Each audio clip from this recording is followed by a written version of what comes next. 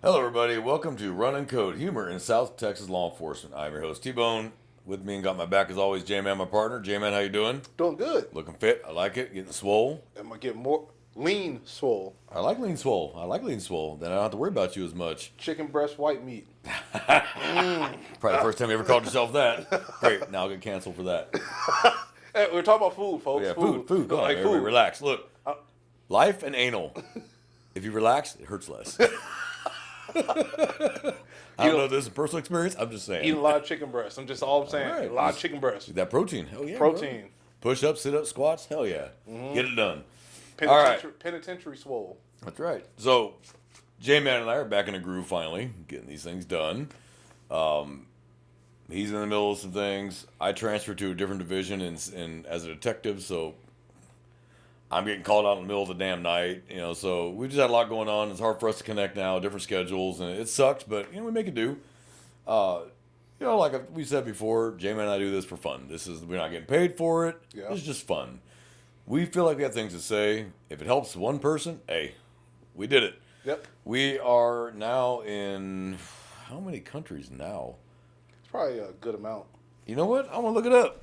While you talk to our awesome audience, I'm gonna look it up because I want to know just how many countries and cities we're in.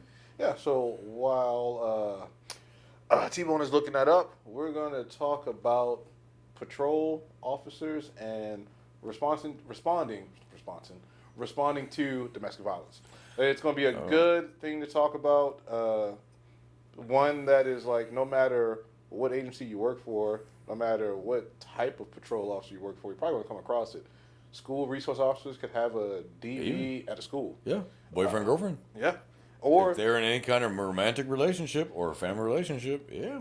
A deputy constable could be going to serve some civil document to a residence, to like one of the occupants at the home, knocks on the door, and while they're knocking, they hear the disturbance inside. Guess what? They still got to deal with it. Yeah, you can't be like, oh, sorry, I only do civil. not- Nah, you got a gun in the badge. Yeah, they're You not better handle calling like whatever jurisdiction they're in to come handle domestic because the first thing they're going to say is, well, you're there first. Deal with it until we at least get on scene. Like, Yep. What are you doing? You can't just walk away. Yeah. So, real quick before we get into that, we're in 37 countries Nice. and 552 cities. Oh, nice. That's I would like to make that 40 countries, and I'd like to make it 1,000 cities, but one thing at a time. But we are getting some good traction. Our numbers kind of fell. We were number 12, I think, in law enforcement podcasts, and we're down to like 21. That makes sense because And that makes sense. We had some gaps, busyness, and yeah. and I was getting questions about where we were at. And again, like I said, we're not like my favorite podcast, Anti-Hero Podcast. Yeah. I love those guys. I would love to go and do a show with Tyler and Brent. I'd love to. That'd be great in Florida. I'd have a great time. He's Delta. He's a street cop. They're great. Yeah. I like what they do, but they're actually getting paid to do that because they have sponsors and they have time to devote to it. And Yep. Yeah. But like Tyler Hoover said, when you want to start a podcast, you just got to start talking. There comes a point where you just got to start talking. Yeah. And so they started talking. And if you listen to their first episode versus where they are now, you can see a dramatic change. Well, same as us. You look at our first two or three, especially our first two or three. Oh, that was horrible. And there's like kitchen sounds. Kitchen sounds. I'm eating. like, I didn't know any. I didn't know the the air AC conditioner, the AC, HVAC. I didn't know about wall treating and audio. I didn't know anything about that. But you just got to start talking. Yeah. And that's still one of our highest rated episodes. Was that very first one? Don't ask me why. Maybe it's just because they started at the beginning, and after the first one, like, oh, fuck these people. They didn't bother trying. You just have to get on and start talking. And we felt like we had something to say. So here we are at 50. This will be episode 52, I believe. Yep. It should be probably 70, but hey, happens. I've enjoyed it. Yeah. I've enjoyed my time. This may not last forever. Let's enjoy it while we have it. Yep. And if it has to end, hey, we'll miss our fans. I'm sure you'll miss us, but there's other podcasts out there. We'll make sure it's a special ending. We'll do a special episode ending, yeah, if we're able to do that. You're so right.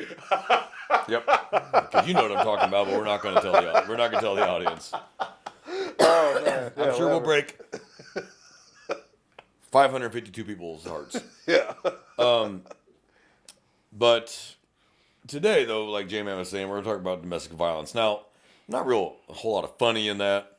That you have your comedic moments, But by and large, the subject itself is not funny. Right. But here on this one, we want to do more for the educational value Yep. for patrol cops especially, but even civilians in general. Yeah. Because there's a lot of misconceptions about what we have to do and what we can do and what we should do And what we actually consider domestic violence. and what we consider actual domestic violence. So you get calls, for example, my husband verbally assaulted me. Okay, there's no such thing as verbal assault. Right. An assault is defined as unwanted physical contact that results in pain or injury. Yep. That's an assault. You're a bitch is not an assault. We'd show up, like, all right, what's going on? Well, he called me a bitch. Okay. Now, this doesn't mean we go, well, then fuck you, lady. We don't do that. Right. Okay, because there's a deeper issue here somewhere. And might be a possibility of violence occurring after we leave, especially now that we're there. Yeah. And then he's pissed off that we got called. There may be violence after we leave. So our job is still to play the peacemaker and be like, hey, separate him. Hey, brother, you go talk to him. I'll talk to her, figure out what the hell's going on here, and maybe one of them can leave for the night. We can't arrest anybody because there's no offense. They could both tell us, get the fuck out of the house. There ain't shit we can do about it because there's no offense. Right. But if maybe we can convince him or her, hey, maybe go to your mom's for the night. Just kind of let things, distance creates perception, or what's the saying? Distance changes perception. Yeah. Okay, come back tomorrow. I'm sorry I shouldn't have said that, or whatever. So we're not just going to walk in the door and go, what the fuck? You waste our time for this shit. There's no such thing as verbal assault. Da, da, da, da, da. You can do that. Yeah, you can. And you're not wrong. But there may be a deeper problem there. Maybe you should spend more than 10 seconds evaluating the situation. Right. I'm not going to say I'm not guilty of having done that once or twice myself. Yes, I was. Friday nights where it's just call after call after call after call. And you're like, holy shit. Like, I got 20 calls pending in my square. Not even counting the square north and south of me. Like, you're bothering me with this bullshit? Yeah, and that was the wrong tack. Right. I should not have done that, obviously. Looking back on it now, there's many calls I would have done differently knowing what I know now. Especially as an investigator. Like, oh, okay, yeah, I would have handled that different. What did I miss? Oh, shit, I missed this. It happens. Yeah. But at the end of the day, when a husband, a wife, a brother, a sister, a mother, a father, a boyfriend, a girlfriend, a roommate calls and says, I was assaulted, I was slapped, punched, kicked, hair pulled, choked, whatever it is. And I don't even talk about sexual. That's a whole different ball of wax. And yes, it is illegal to force sex on your spouse. Yeah. Your spouse has the right to say no. Just because you're married does not mean now that he or she cannot say no. They can absolutely say no. And yes, we've charged husbands and wives with sexual assault. Yep. No still means no, even if you're married. So these guys that think, oh, we're married now, well, she still has the right to say no. And yes, we can still charge you with sexual assault. So if she says no, it sucks. Go do a handy and call it a day. Call it a day. It is what it is. Maybe tomorrow, okay? Don't try to jam an aspirin down her throat and say deal with it. Just call another day, all right? But that's a different ball of wax. Maybe one day we'll cover sexual assaults. Yeah. Not my favorite subject, but good information in there and what you should do and how you should handle it because there's a lot of misconception there too as well. Yeah. But you got to be careful on that subject because you're going to hurt someone's feelings inevitably on that subject. And it could be a triggering episode. And it could. Too, so. And, well, we had that one lady who told us her story. I don't know if you remember that. Yeah, yeah. And she left us that long, and my heart went out to her. Yeah. And that's the people we want to help. True victims. You have to take everything said with a grain of salt. When it comes, especially when it comes to family violence, but any call, you should take everything with a grain of salt. You don't believe one over the other. Right. You listen with an open mind. That's the hardest thing for us because we always want to say the man did it. Yeah. Men can be victims too. They can be. Men can be and are a lot. They just don't report it. Because what guy wants to tell a cop, another guy, yeah, she hit me. No guy wants to do that because in their mind, he thinks I'm a bitch. But nobody should have to worry. Nobody should have to deal with that, man or woman, period. Yeah. You shouldn't have to worry that you're going to get slapped or kicked or punched, have your hair pulled or choked. You shouldn't have to worry about that. But men, by and large, typically don't report it. Yeah. Now, so don't automatically go into a situation when she goes, he hit me.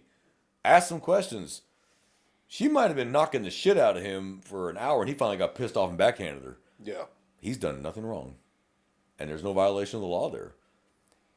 But this is what people don't understand about domestic violence. It's who's the primary aggressor. Yep. Who started it? Now, let me specify that.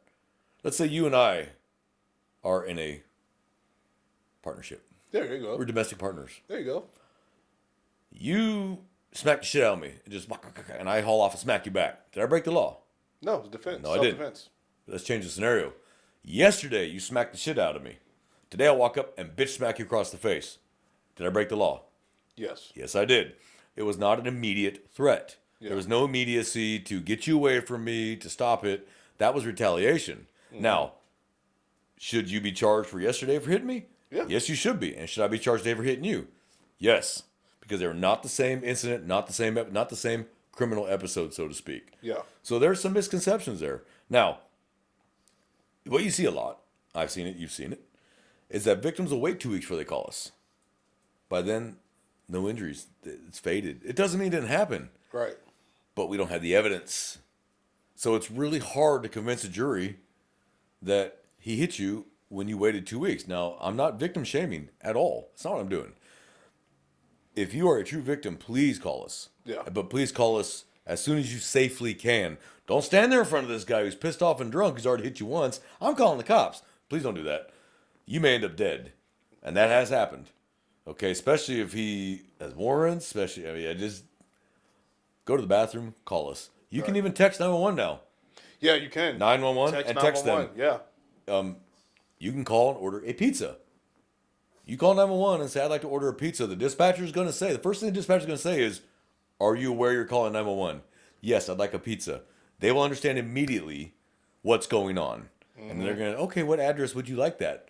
Oh, I want this, and I want pepperoni and onions. And they'll say, answer with yes or no's. Is he still there? Yes. Is he armed? Yes. That way we know what the hell is going on.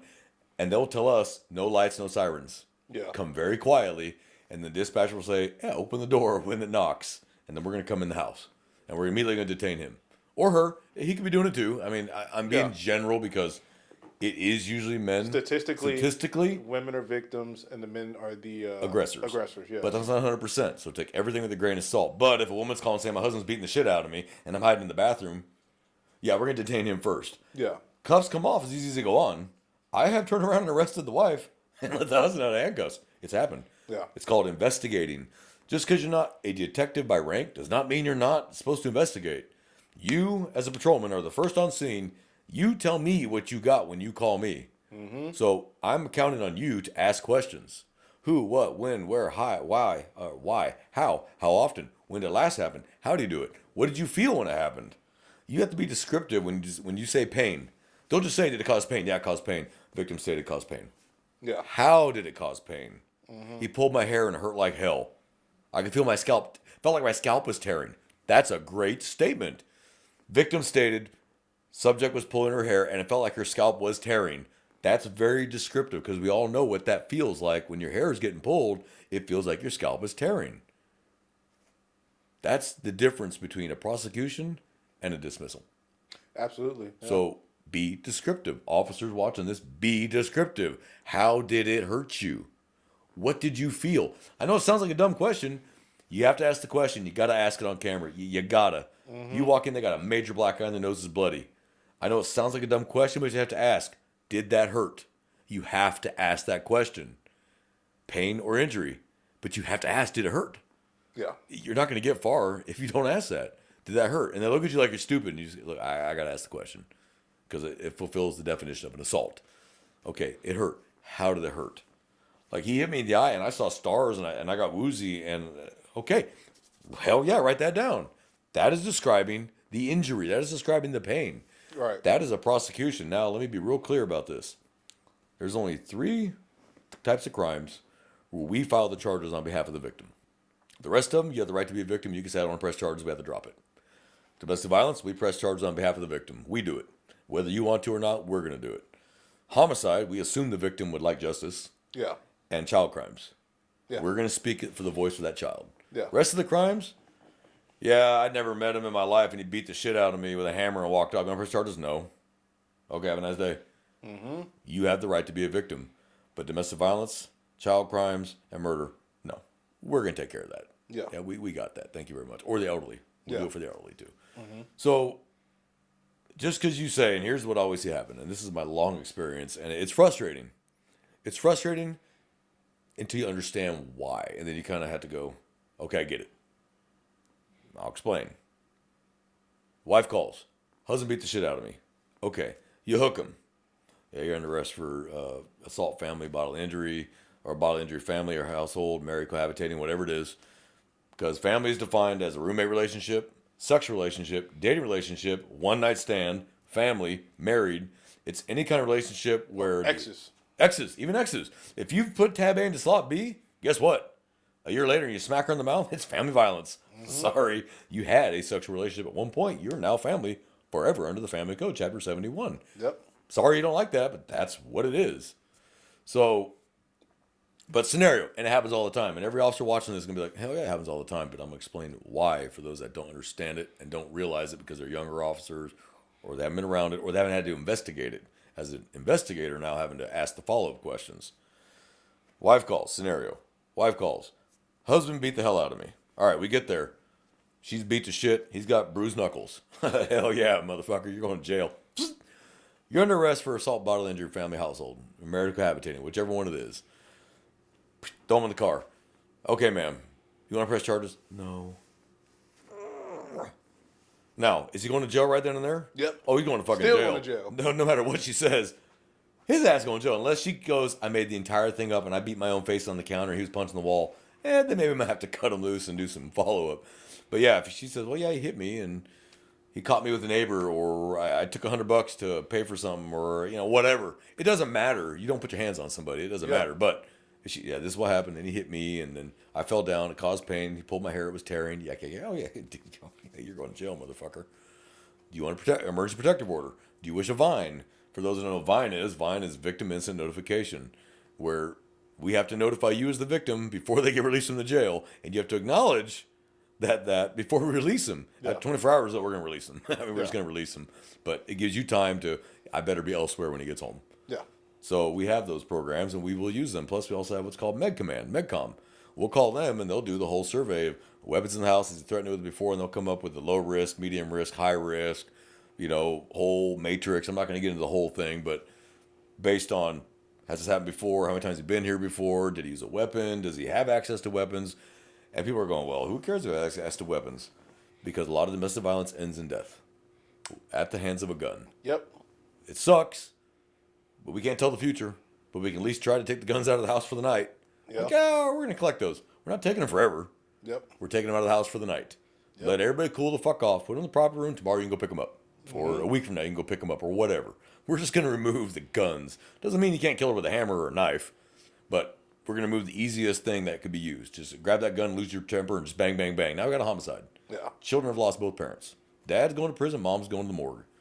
So we try to end the violence. So the trick in domestic violence is you're stopping the violence. That's what you're doing. She may decide 9 months from now not to testify in court and cooperate, and the DA's office may or may not drop the case.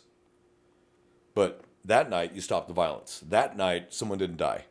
Now, if she decides to go back to him a week later, there's nothing you can do about that. They have the right. I've seen women prosecute their husbands for domestic violence, and they stay married to him. Okay, you and I may think that's asinine, but we don't live their lives, and we don't understand, so we can't judge. Right. We're not in their lives. Do we look at them and go, you're stupid? Well, yeah, we do. Because we're going to be back here again. Like, we did it once, he will do it again. That is statistical fact. He will do it again. Yep. Unless it was just one of those, he sobered up and he's never laid a hand on me since. I've met a few of those where they sobered up, found Jesus or whatever they did, but it stopped after that. Yeah. So can it stop? Yes. Does it usually? No. No. It gets worse and worse till eventually one kills the other. Either she kills him in battered wife syndrome, or he kills her, or vice versa. I'm using him and her, but statistically because it is, but that we're generalizing here. Yeah. Now, scenario 2. You get there. She has no marks at all. Not a scratch. My husband hit me a week ago. Okay. And you talk to him. He's like, calm. I didn't touch her. We're getting a divorce. She found out I have a new girlfriend. She got pissed off, said she's going to call the cops. Are you going to make that arrest? I'm going to write a report. I'm going to write a report. Get all the information. I'll be thorough. Write it the hell up. Report. Because I don't have enough evidence, and I'm not going to charge this guy when I have no evidence. None other than it happened a week ago. She got no marks. Like, you got to take that with a grain of salt. Okay? We have the most powerful authority there is. We can take your freedom. So we should be really, really sure before we go taking someone's freedom. Mm-hmm. But you walk in, her face is busted up, his knuckles are bruised. Oh yeah, he's going, like right now. Yeah. Our job is to prevent further violence. Yep. The law does not say we have to make an arrest in family violence. It says we have to stop the violence. So we don't always have to make an arrest on an outcry of domestic violence right then and there. We don't have to. But you better be able to justify it. Yeah. Hey, it was over a week ago. Neither one had marks. They're both calm. He's saying it didn't happen. She threatened this and this. Send it off to SVU and let them make the call. That's all you can do. Because you have no evidence. Right. None. Now, she's got fading, different colored bruises all over her whole body.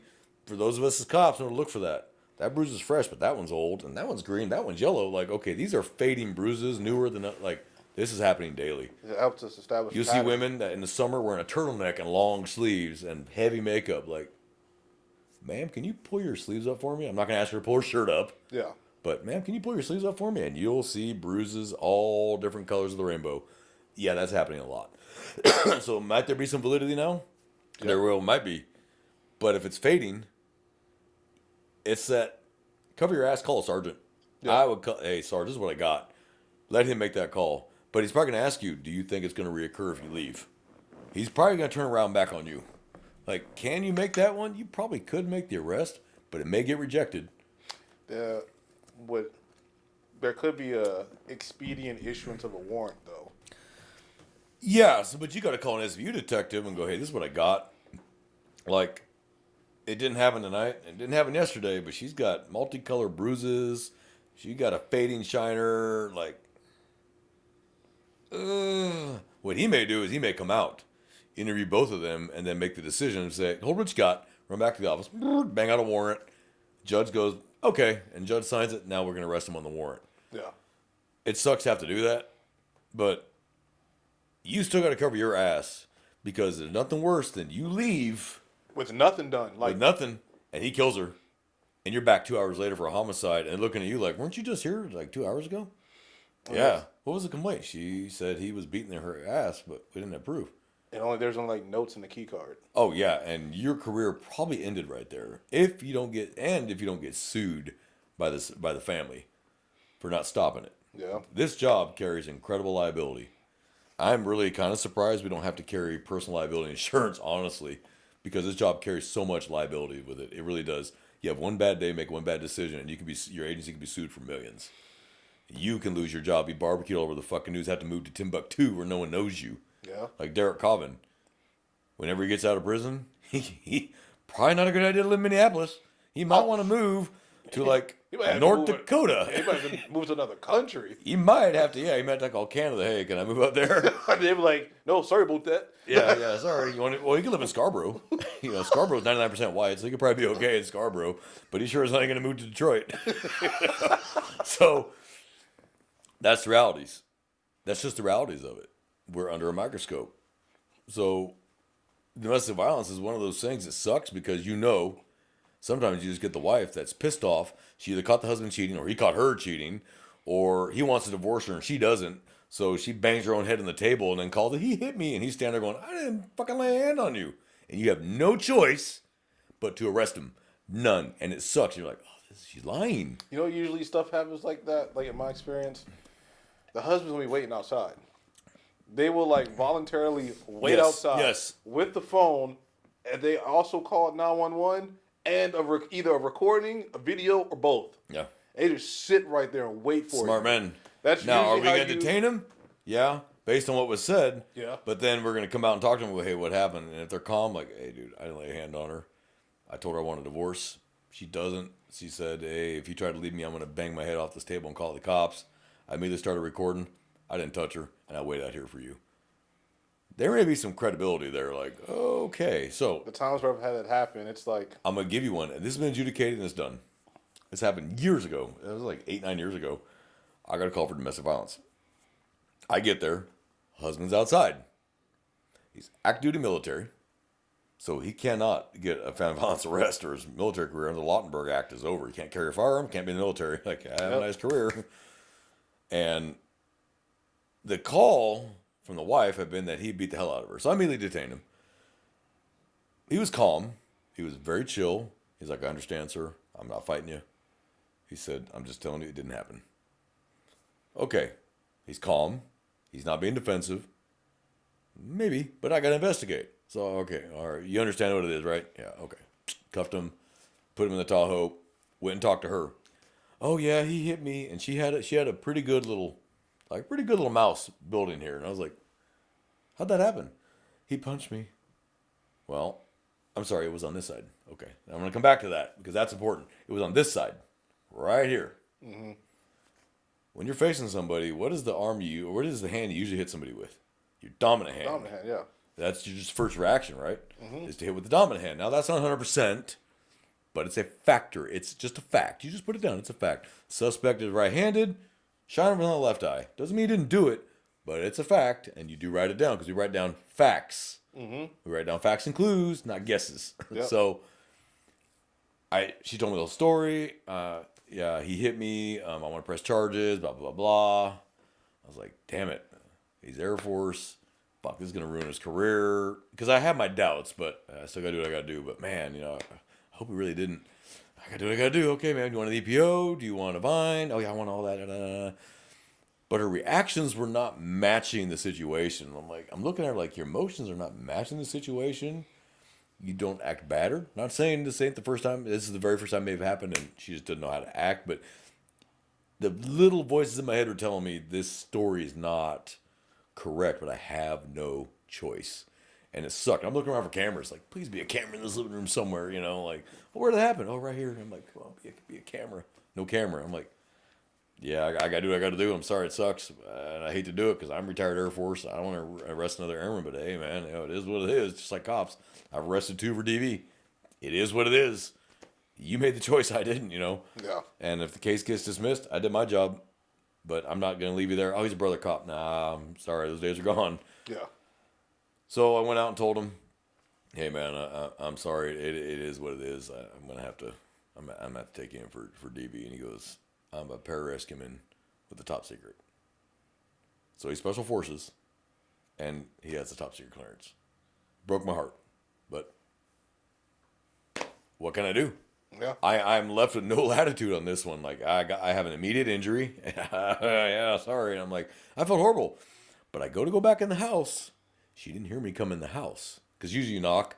For some reason, I just opened the door, came in. And she's on the phone with the Sancho. Yeah, and she's telling him, yeah, I hit myself on the counter, and as soon as he's gone, I'll be heading over to your place. I was like, oh, you're going to jail. And that's exactly where she ended. So I let her talk, and I'm like, we didn't have body cameras back then. I'm like, fuck, why don't we have body cameras? Because I just caught your ass. And she's like, and her whole attitude changed. Oh, yeah, I can't wait to see you. I miss you too. He'll be gone. He'll be in jail at least over the night. And I'm just like, this bitch.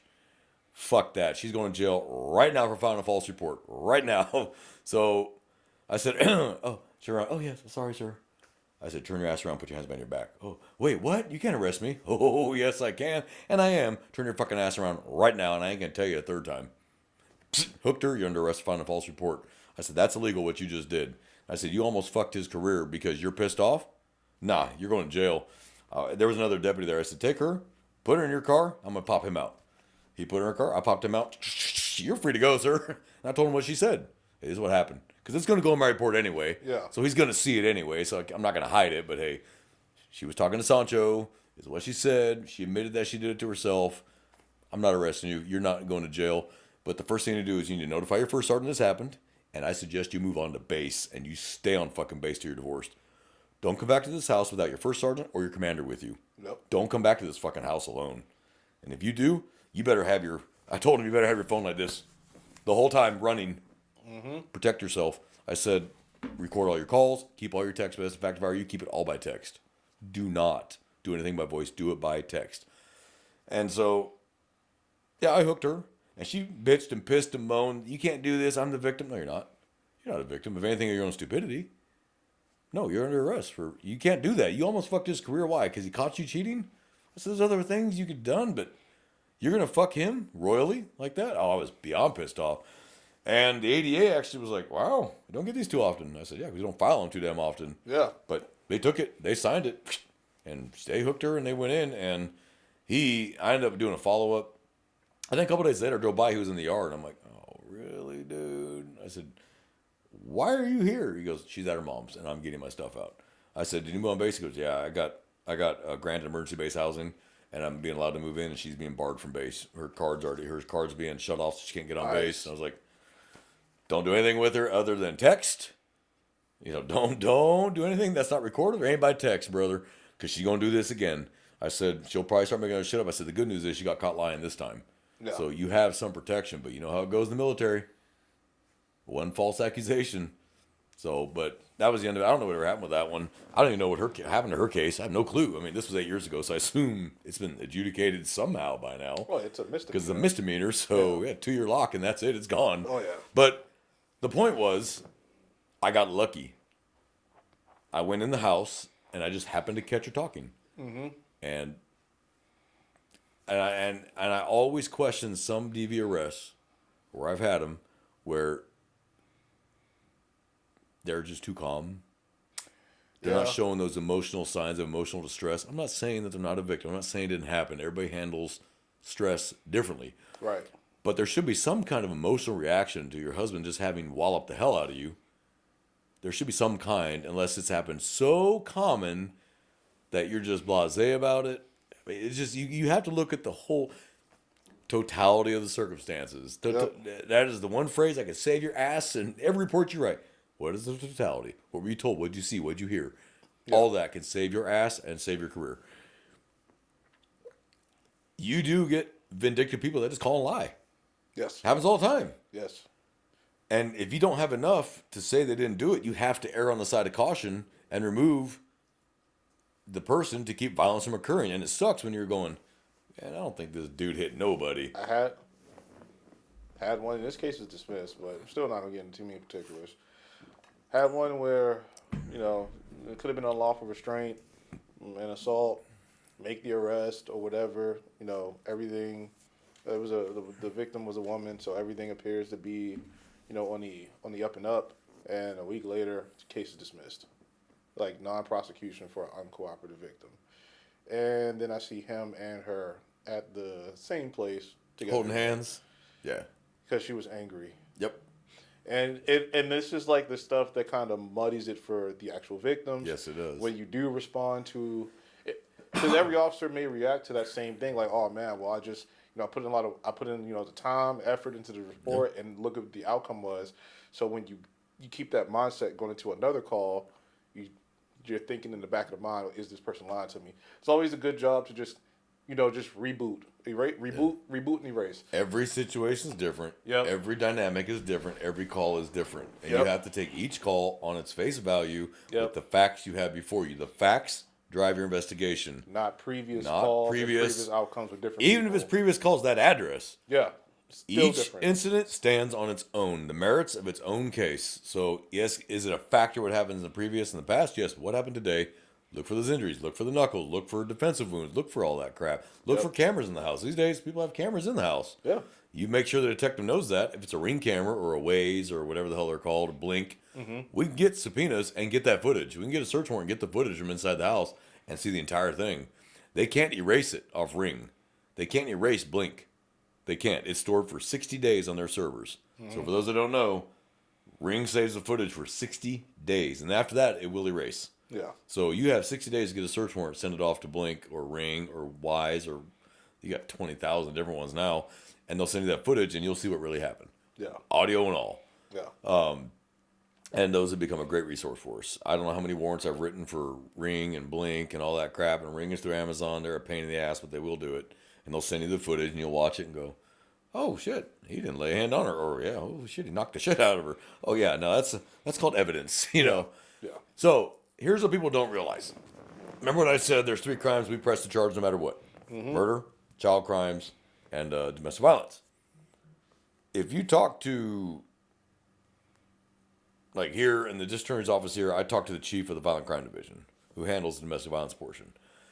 What she told me was that our prosecutions don't do shit with the victim. Has everything to do with how the officer wrote his report. Everything to do with that. If you write a very thorough, like, my skin was tearing, that kind of detail, we'll take the case anyway. And we will prosecute regardless of the wife's or husband's wishes. Do not care. We will handle it. But you write a half-ass case and they don't want to prosecute, we're going to have to drop it. We just don't have enough. So be thorough. So the point of that was be thorough. When he was pulling your hair, what did you feel? My skin was tearing. Great statement. Yeah. When he punched you in the side, it burned. It felt like a kidney had broken, like I was feeling sharp pain. Yeah, write that shit down. He hit you in the eye. What'd you feel? I saw stars. I was woozy. I couldn't keep my balance. I fell down. Well, everyone here has been hit in the face at one point or another in life, or hit their head. You see stars. You're woozy. It hurts. But the jury wants details. How did it hurt? When he was sexually assaulting you, it felt like I was tearing. Now, I'm not going to get really depth into that, but you do have to ask those questions. And it sucks because you got a victim in front of you, and you have to ask these questions. And it sucks. Yep. But you have to have the details. You can't just say, you can't put in your report, victim stated, suspect put penis inside her vagina against her will. That's a summary at the top. That's it. The story is the details. Yeah. You have to ask the detail, and they're uncomfortable to ask a victim these questions. It is so uncomfortable because we want to kind of protect their privacy. They're very, very, very vulnerable right now. There was the victim of a crime, and now we got to come in and ask, did he finish inside you? You have to ask these questions because we got to do a SANE exam. So, yeah, it felt like he ripped me and then he finished inside me. Great statement, because when you do the SANE, the nurse will put down evidence of tearing, semen fluid or semen present. Is it uncomfortable to ask that of a victim? Yeah. Yes, of course it is. But those details can mean a conviction, or lack of details can mean a dismissal. Yeah. And you do not want that to be one of your family members and have a cop be as blasé as that, and it's your wife, it's your sister, it's your cousin, it's your daughter. You be fucking livid. Mm-hmm. But we seem to forget that, and we don't treat victims the same way we want our family to be treated. Yeah. So you have to remember that. Now, do not forensically interview a fucking child. Do not do that. I'm just You're not a forensic interviewer. You're not trained. You're not certified. Don't fucking do it. You do not sit a 13-year-old sexual assault victim down and go, tell me what happened. No, no, no. Get the basics that a offense was committed and stop. Do not ask graphic detailed questions of a child. Do not. Oh my God. You will, one, have a very pissed off SVU detective. Probably have a very pissed off forensic interviewer, and you're going to have a real pissed off SVU sergeant. So there's your regular sergeant. Yeah, your sergeant, and the SVU sergeant, probably the captain. I mean, they're all going to be pissed because that's not your job. If a child tells you he put his pee-pee inside me, it hurt, that's all you got to hear. That's it. Stop everything. Don't ask another question. Call the SVU and go, this is what they just told me. And they will handle it from there because they have protocols. So when they are adults, yes, you ask these questions. When they're children, no, do not ask follow-on questions. Establish an offense and stop. And let the detectives handle it. Trust me, you'll save the case, you'll save your pride, and you won't get your ass chewed to little bitty tiny pieces. They won't fire you for that, but you ain't going to do it twice. Oh, that's for damn sure. You're not going to do that twice. Next time you're going to be like, what happened? Okay, stop. Sarge, this is what I got. Remember that every dynamic is different. And then you do have to factor in cultural differences. Yeah. I had another one. She was active duty military, white. She married an Iraqi. When she was stationed in the Green Zone, she met him. They came back here. She was still active duty captain now by this point in the Air Force. He knocked the hell out of her. Okay, when I arrested him that night, he came back. Dumbass came back. She called he was back, and I hooked him. He was like, no, don't. We're a Muslim. You don't have to worry about that. Oh, I don't. He's like, we follow Sharia law. Inside your house, you might, but not in the state of Texas. You're going to jail. And he just flabbergasted that I was not.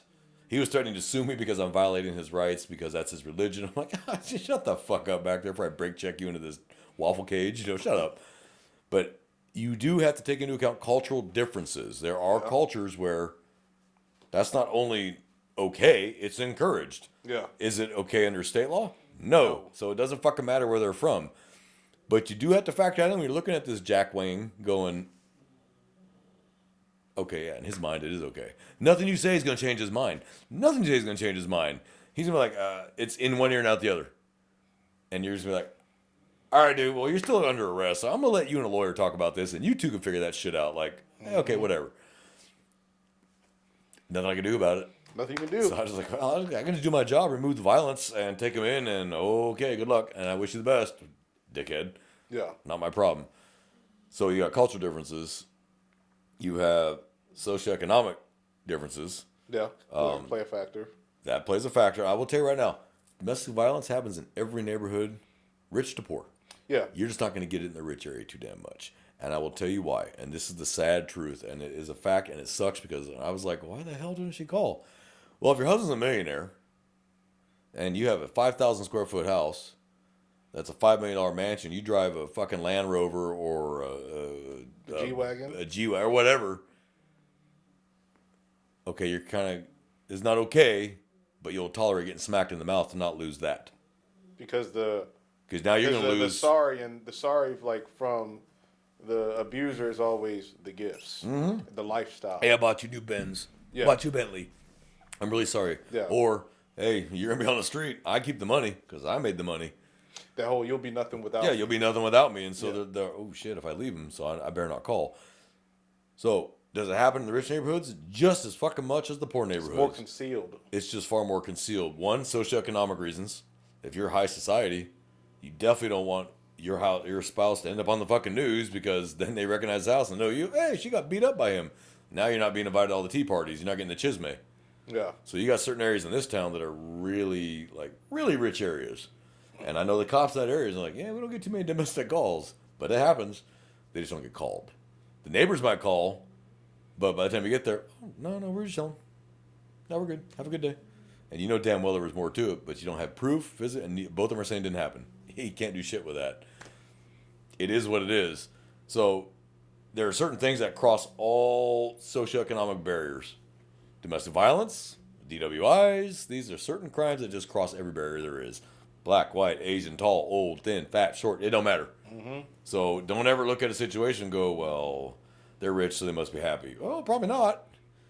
But one of them is the money maker, and the other one don't want to lose it. Yeah. And that could be the wife is the money maker, and the husband don't want to lose it. So she's threatening him. It could be. It can be. Just because he's rich doesn't mean he's not a victim. Yeah. Doesn't mean she's not smacking the shit out of him, but he doesn't want to be embarrassed. Yeah. He doesn't want his friends to find out about it because it is shameful for a man. And I say shameful. It's not. You're a victim. It is what it is. But to men who don't shameful. understand it, like, really, dude? You let a woman who's 4'10" hit you in the mouth? Like, you're 6 foot. Yeah. Well, yeah, because I'm not going to smack her back. Yeah. Because here's what happens, and we know this truth as cops. That woman could be knocking the shit out of you left, right, and center, and you just smack her once. And that's when she picks up the phone. Yeah. And when they get there, you don't have a single mark. And she's got a big red handprint in her face. Guess who's going to jail? Yeah. You. The man. Yeah. So his only option is to sit on his hands and allow it. And that sucks, but it's not worth it. Yeah. So it's like, well, shit. So what I'm going to tell you, listeners, this shit does get better. It doesn't stop with those rare exceptions like he quit drinking, sobered up, or he quit using, he sobered up. Rare exception. Most times, it does not end. It does not stop. It does not get better. It gets worse. Right. Because it's the circle of violence. And every time, he's going to go a little further and a little further and a little further until finally you die. And that is the sad fact. I don't know how many wives I've stood over, or husbands, where it started with, you look at the priors, called domestic, and finally, homicide. Yeah. And great. So, and sometimes they don't stop at the wife. Sometimes they take out the family. Yeah.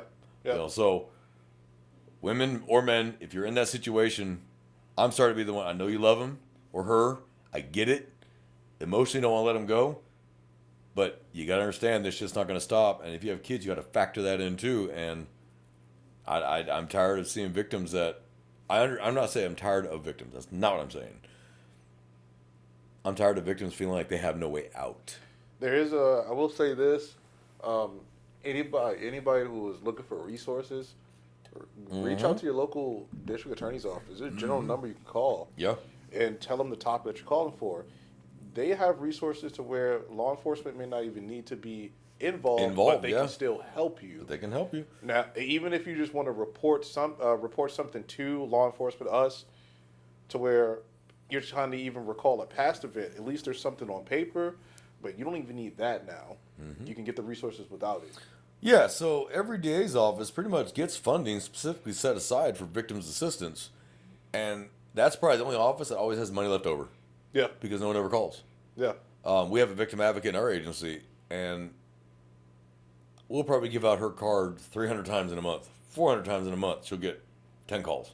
Yeah. And she has money that is set aside by this agency, millions. Here you go. Especially by the state too. Yeah, Statutorily. and the state. And, Yeah. and then you have Victims of Crime Compensation Act, and you have all this stuff that she can help you with the paperwork. She can help you get it filed, who to talk to the DA's office, who to talk to at the state, and no one ever calls.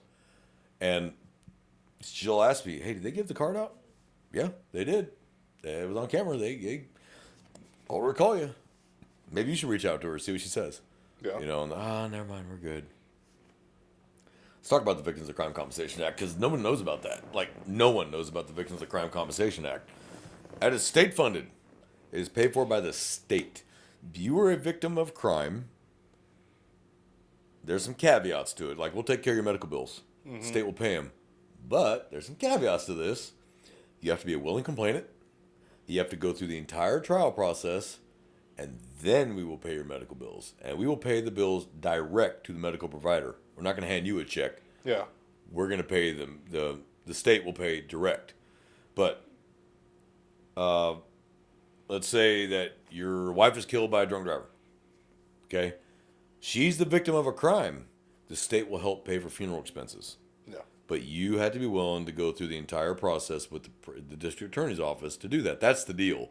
We'll pay the bills, but you need to go through. It's called you need to go through with the prosecution. You have to. But once you do that, we got you. We'll take care of it.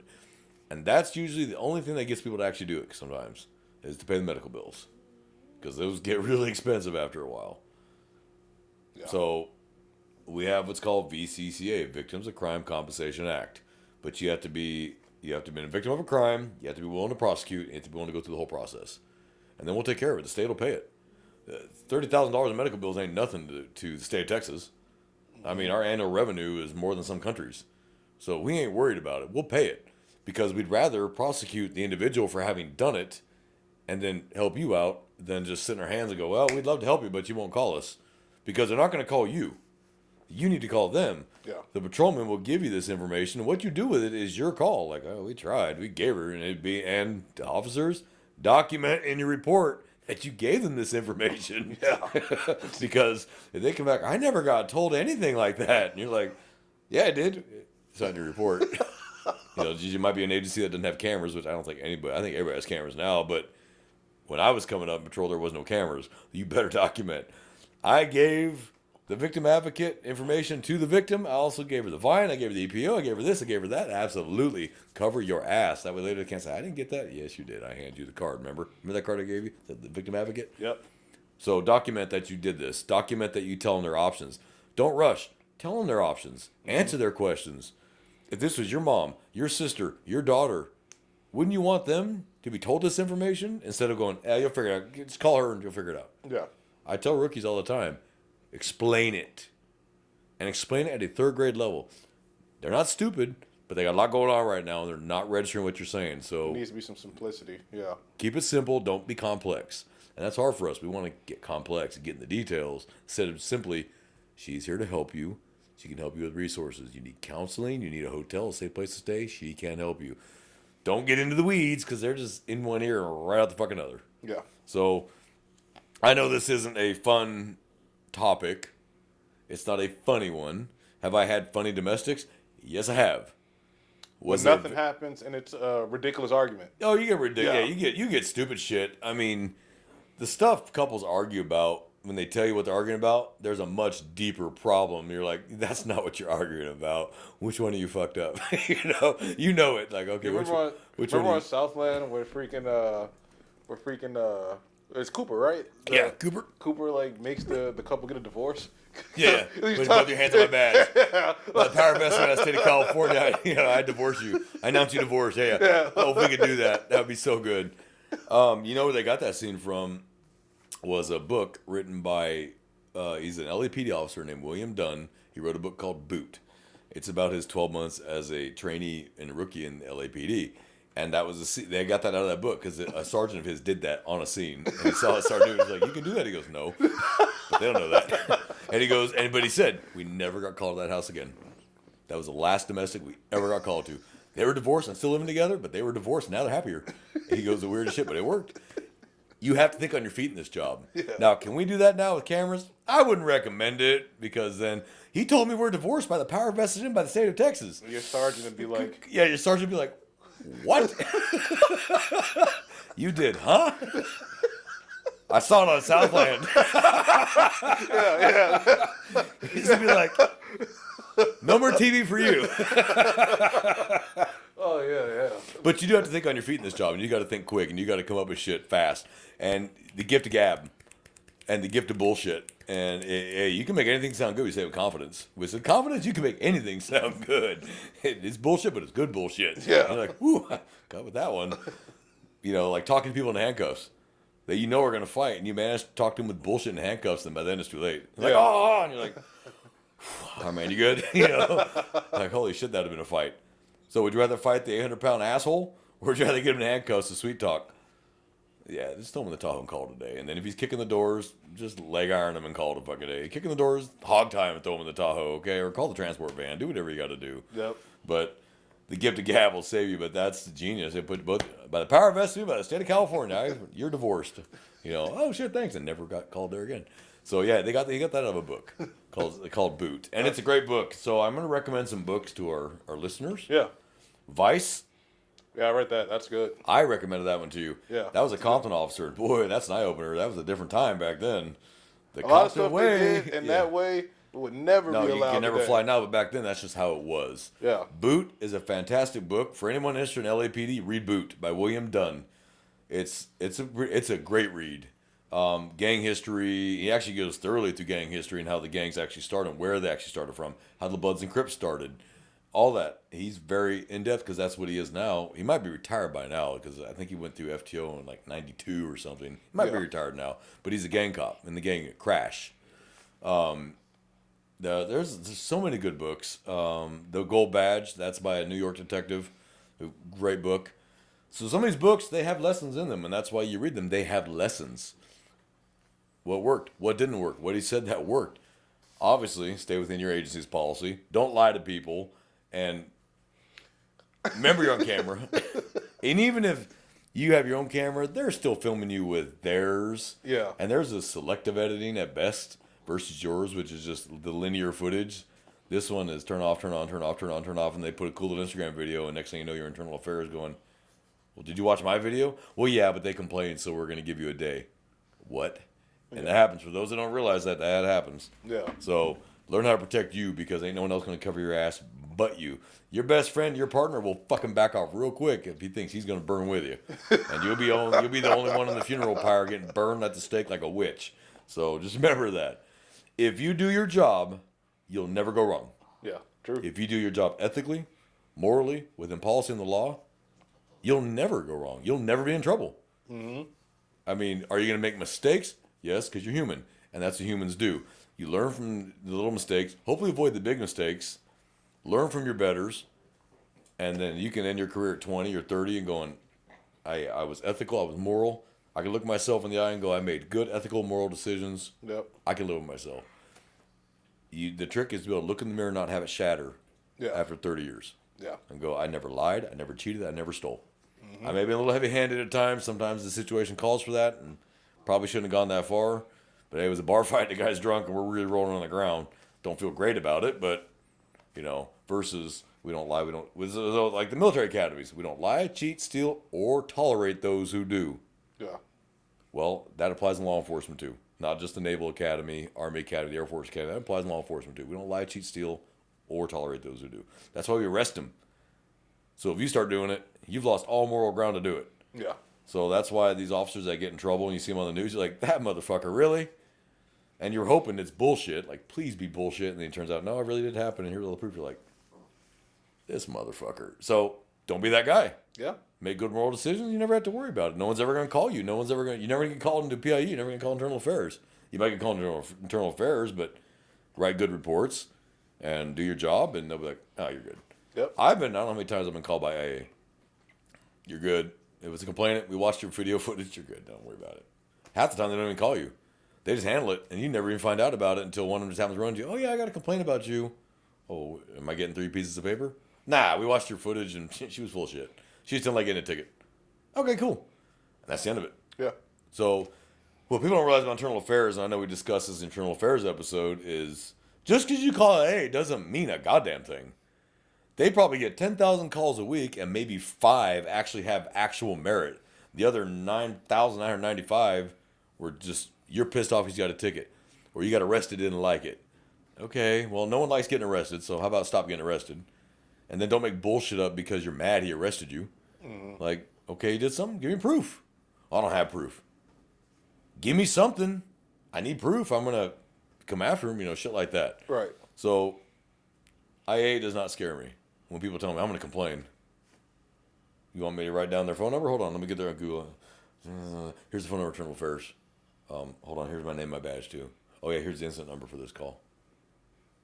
Have a nice night. And they're looking at you like, well, that didn't work. No, I don't care. Call them. I don't give a shit. They got a chair reserved for me. They come in. Steve Jones chair. Cool. Hey, guys. Lock my gun up. Lock my phones up. Cool. What's up, guys? Sarge, how's it going? We good? Okay. Oh, you're good? You don't need me? Oh, I'm out of here. Put my shit back on and leave. It's not hard. It's not rocket science. Be honest. Have integrity. You'll never go wrong. Yep. So, I know this is kind of a heavier subject. Yeah. But I think it was an important one. And if any of the patrol officers or even detectives are listening, if you got something out of it and it helps you make a better decision, by all means, please let us know, but don't give us details. We don't want to put details. Yeah. Don't put anyone's personal shit on there. Don't give us names. Don't even give us locations. Be general. But we'd like to hear about it. Hey, you told me this and it turned out it was true and it worked. Great. That's a success story. That's what we want to hear. Yeah. We all learn from each other's mistakes and successes. You learn more from the mistakes, but you still learn from other people's successes too. What he did worked. I'm going to try that. Hey, doesn't work for everybody, but it might work for you. I still think this is one of the world's greatest jobs. And like my dad used to tell me, love your job, don't love your agency. Yeah. You don't have to love your agency, but you can still love your job. No matter what badge you wear, if you're a man of honor and integrity, it don't matter what badge you wear. You could be Podunk, middle of nowhere, Texas, or Dallas, or Houston. It doesn't matter. A cop is a cop. Be honest, have integrity, and you can retire with pride that you did a damn good job. You may not have had the call while everyone else did, but did you help somebody? All you have to do is save one life. Just save one. Yep. And I've saved I don't know how many lives that I don't even know about. Just because I got involved and I did my job, and I don't know if I saved their life, but I got to assume I've saved at least a life or two that I don't know about. Yeah. And I can live with that. I can look in the mirror and go, I did my job, and I'm not ashamed of anything I fucking did in this job. I'm not ashamed of a single thing I did. But good writing will save you a lot of fucking headache. Definitely will. Good writing. Yeah. The more you sweat while writing that report, the less you will bleed on the stand, or bleed in IA, or bleed in PIU, where they're looking at a criminal charge against you, but that good report saved your ass. Yeah. So there's no such thing as a useless detail. Yep. There is no such thing as a useless detail. That could be the patrolman who writes a homicide or initial homicide offense report, but that little detail he added there that everyone else thought was bullshit, the detective either solved it, like, oh shit, wait, what'd he say? And you just helped him solve a homicide because of a detail that no one else would have thought to even put in their report. But you were like, oh, I'll put that down. He said it. Yep. So no such thing as too much detail. There is such a thing as not enough. Came, saw, went. That's not a fucking offense report. Came, saw, bad guy, arrested, same. No. That case won't even get magged, let alone fucking convicted. And there's a victim who didn't get justice. Yeah. So now I hate the fucking police. They don't do nothing for you. You call them, they don't do shit. And your sheriff or your chief are looking at that going, really, what happened? And then they call down going, hey, what happened with this one? And they put your report and go, really? And now you got to go talk to the man and explain why you did such a shitty job to a constituent who votes for him. Yeah. And ain't going to vote for him again. Yep. So if you don't think there's political ramifications in this job, you are fooling yourself. There are absolutely political ramifications in this job. 100%. You are a mini politician, whether you like it or not. By virtue of you wearing that uniform and that badge, you are a mini politician. It sucks because no one wants to play politics. Cops especially hate politics. But it's kind of one of those you don't really have a choice. Yeah. Suck it up. You're a cop. Okay? It ain't going to be the worst thing you do that day, so just fucking deal with it. Now, I'm the last one to be talking because I'm a total hypocrite when it comes to this one. I don't play politics, which is why I keep getting my wrist smacked. But hey, I don't play politics, but I've learned when to back off. I'll just back the fuck off on this one. Yeah. So that's today's episode. Sorry, guys. It ain't funny. It had its moments, but you learned something. That's all I want. And civilians who are listening, I hope you learned something from it too. Never be afraid. I'm not saying be a snitch on your fucking neighbor, but if he's beating her ass or she's beating his ass, call us. They may not. We can save a life. I know you don't want to feel like a snitch, but you'd feel far worse if you didn't stop it and he killed her or she killed him. Right. So I'm not saying this is 1984 and you got to rat your neighbors out because they were doing a doobie in the backyard, because we really don't give a shit. They're smoking weed in their backyard. We don't give a fuck. But violence, yes, we want to stop it because our goal is to preserve life, number one. Protect property, number two. So preserve life. That's why it's number one. Yep. So, Jamie, anything to add on this subject? Nope. I think we talked it out. I don't think I got any more to add. Another good episode, another good one, and like we're gonna keep trying to crank out the content, and still trying to figure out if we're gonna do lives or not. Is this podcast gonna survive or not? We don't know yet, but we're figuring it out one day at a time. So, from J-Man and I here in South Texas, we do appreciate you listening to us, brothers and sisters. Watch your backs. Civilians listening along. Hey, we're always hiring, and we just need smart people. Please don't be a dumbass. We get enough of them that end up on the news. So, from J-Man and I here in South Texas, we wish everybody a good night. You got anything to add? No, that's it. And we're out of here.